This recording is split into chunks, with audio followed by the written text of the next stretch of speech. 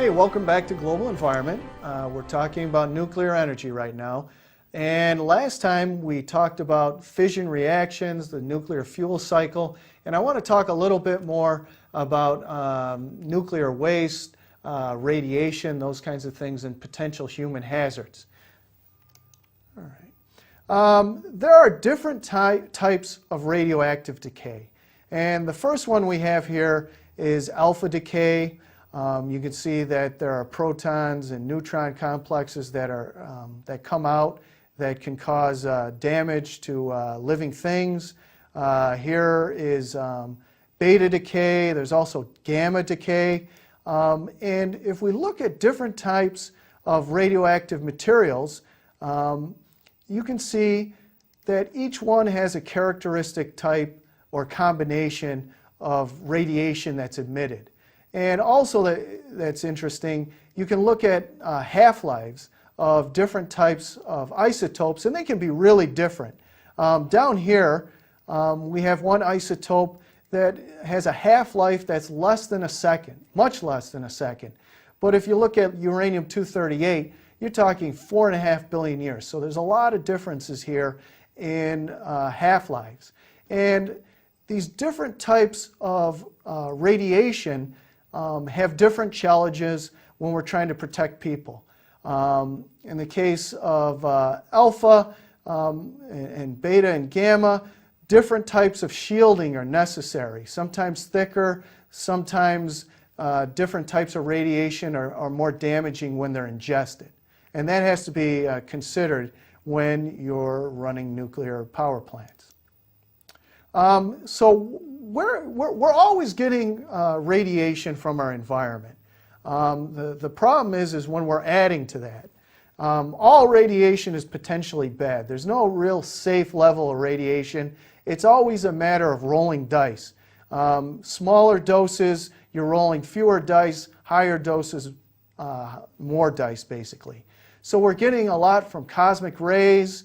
When we breathe in radiation, actually, there's still a lot of radiation and radioactive contaminants in the atmosphere from nuclear tests that were done in the 50s. Also, from what we eat, we bring in radiation. And if you look at the average American, basically, where are they getting radiation from?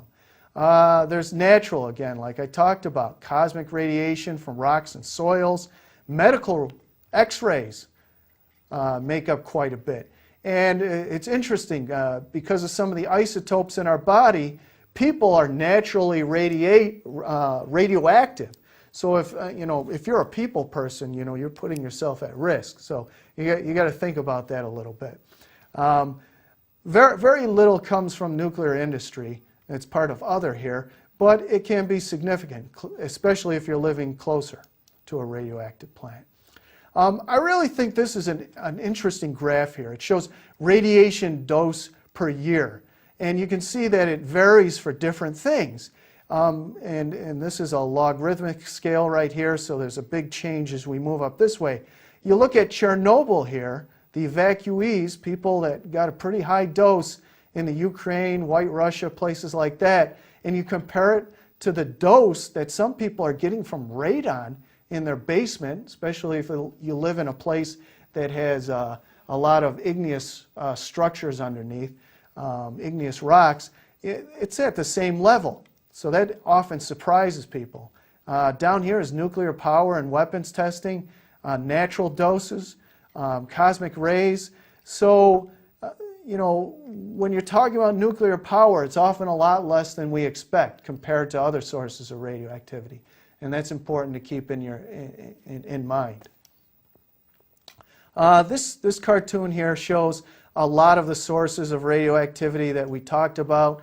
There's still a lot in the atmosphere. There's a lot that gets into your irrigation and also your agriculture that can enter our bodies. Coal, often the radioactivity, along with mercury, can get into our aquatic ecosystems and back to us. So we're constantly challenged with radioactivity. And one of the things we have to watch out, though, is if there are high levels of fallout from nuclear accidents or nuclear testing, there can be some bioaccumulation that occurs. And this graph shows how radioactivity can move from lichen, then to caribou, and in this case, Eskimo hunters.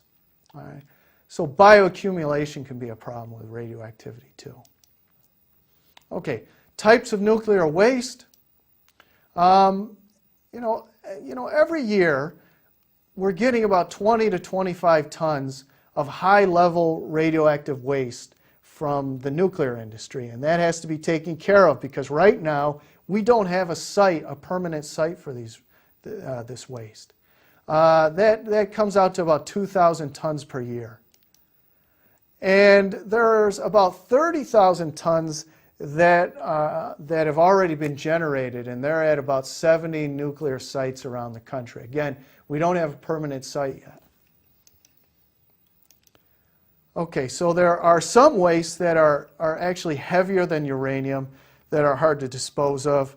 And another big waste product, plutonium, has a pretty long half-life, and that's something we have to take care of. There's talk about using this plutonium, like in breeder reactors, as a fuel as well.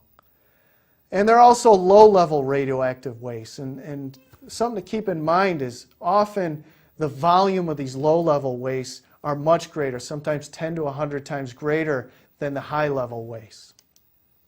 And this can include equipment, tools, clothes, plastics, anything that comes in contact with other types of more potent nuclear wastes.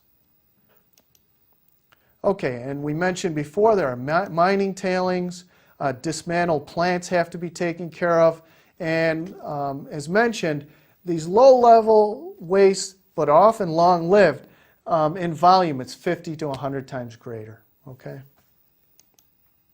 Okay, so we're going to stop right there, and when we come back, we're going to talk a little bit more costs and benefit-wise with nuclear power.